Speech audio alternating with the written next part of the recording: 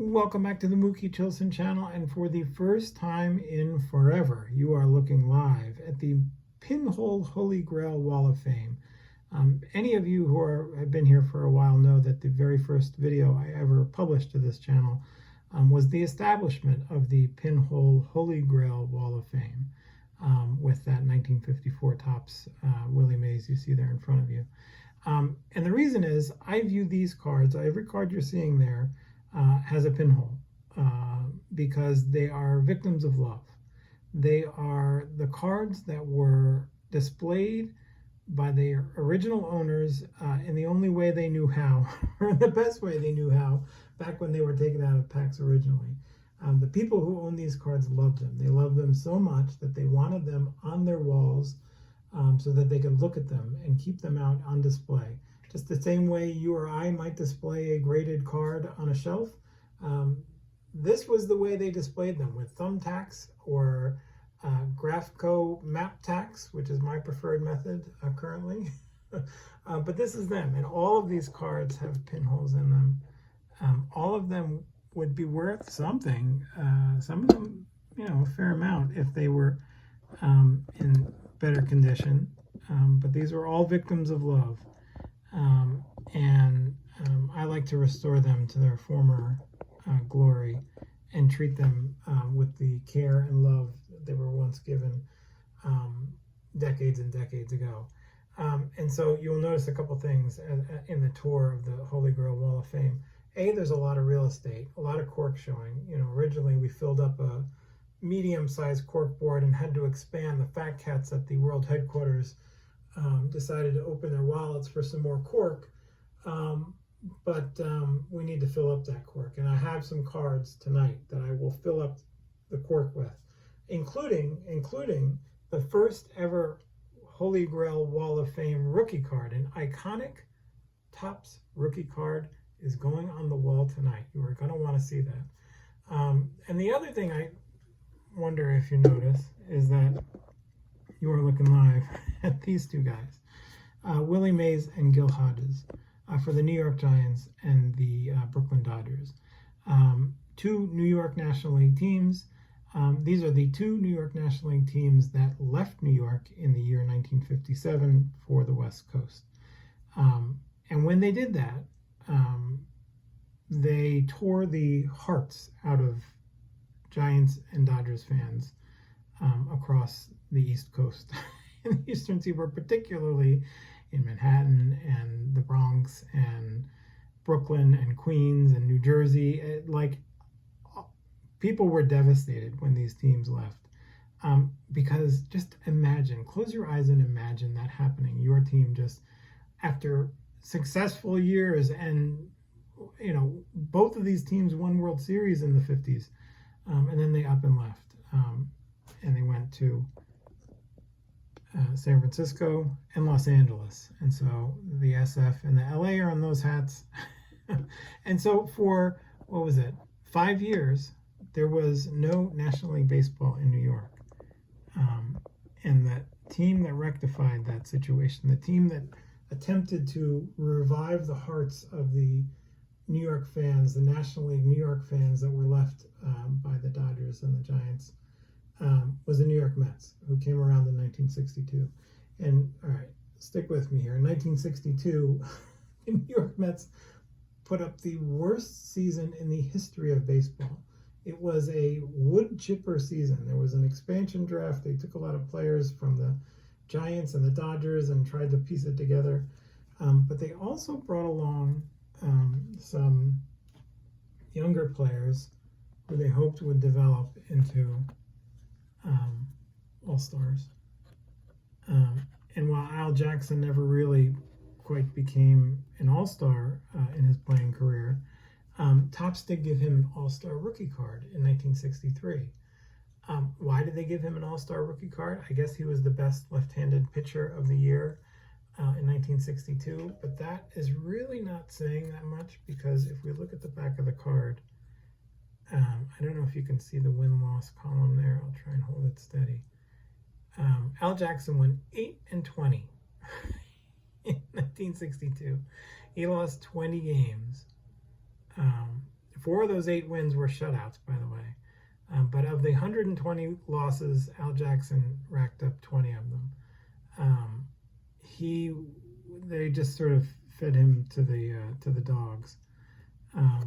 But he was basically one of the bricks laid in the foundation that would later become a successful franchise. And Al Jackson actually stayed with the Mets for a little bit. He actually came back to the Mets in 1969, but did not win a World Series with them.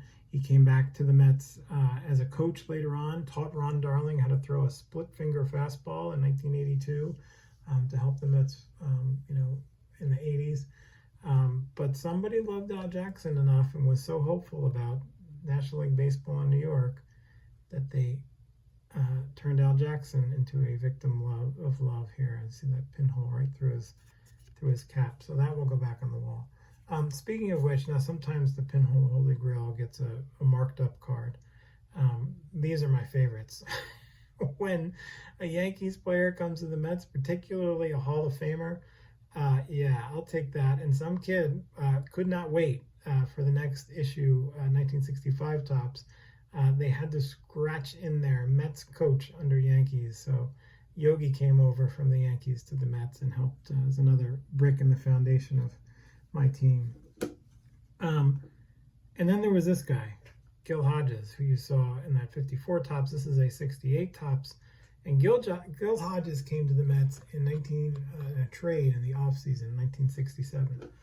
The Mets traded for him from the Washington Senators. And the trade was $100,000 and a prospect. The Senators asked for the Mets' top prospect at the time, whose name was Tom Seaver, who's got a 1967 rookie card. The Mets totally balked at that. They had just gone through a crazy rigor to get Tom Seaver, but they offered somebody else instead. It happens to be the guy next to Tom Seaver on his 1967 Topps rookie card, Bill Dennehy.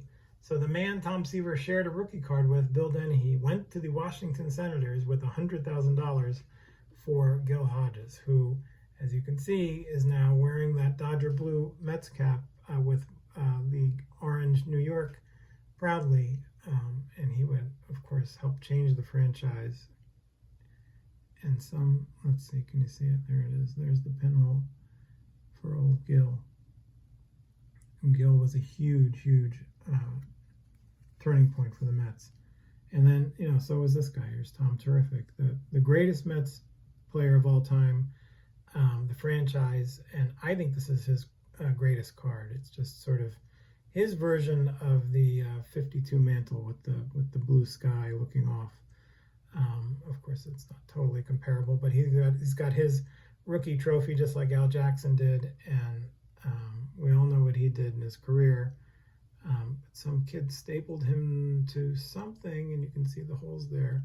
And speaking of which, I have another one of these, but it's not an exact duplicate. So I know that Theo Clemente collector doesn't understand duplicates.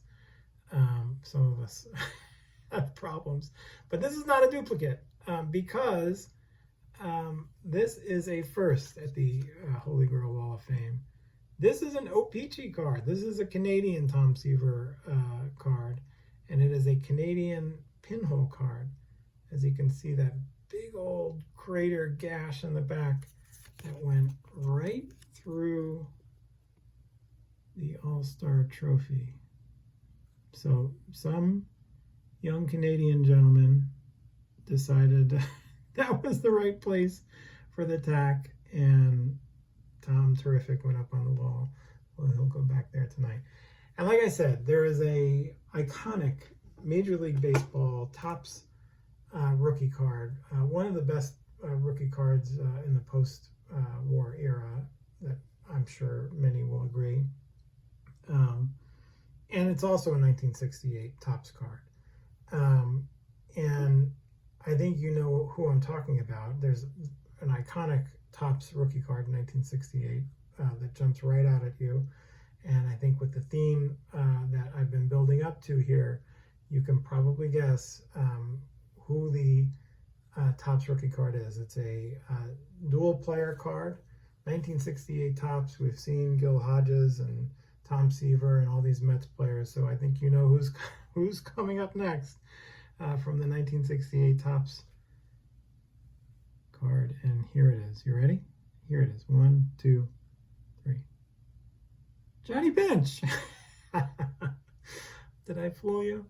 Yeah. So I got this Johnny Bench card. This came to me from my old buddy Pete, who was going through some of his old cards and happened to notice he had this Johnny Bench card. Well, he knew he had the Johnny Bench card, but he had not looked at it very well. And so I asked him if I could look through his stuff, and I looked through this, and guess what? Right up next to the 8 in 1968 Rookie Stars, what do you notice? Now, I did not put that there, so don't. It is a vow of mine. Thou shalt not create new pinholes. So I've never created a pinhole on any of these cards, and I never will. But I will respect the pinholes that the young owners of these put in them back in the day. So Johnny Bench is going to join the Hall of Fame here. Let's see if I can. Here, I'm going to put Johnny up here.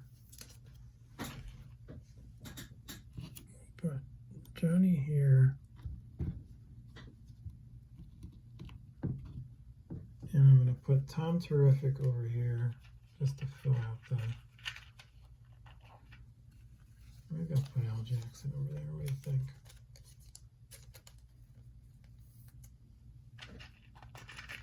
Stand by. This is, you know, you were looking live, so just relax for a minute. All right, there's Al Jackson.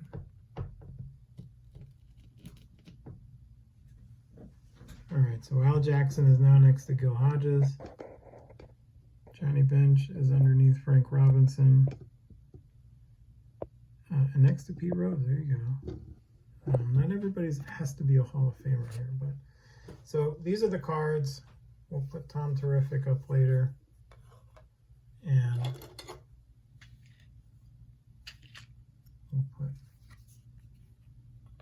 Gil up later. So these are going to be your new additions to the Pinhole Holey Grail Wall of Fame. I'm thrilled to own them. I'm thrilled that you stayed this far. And I'm thrilled to keep working on this because, again, these cards are just so cool to me. I love them. I hope you did too, and I hope you have a great day. Thank you.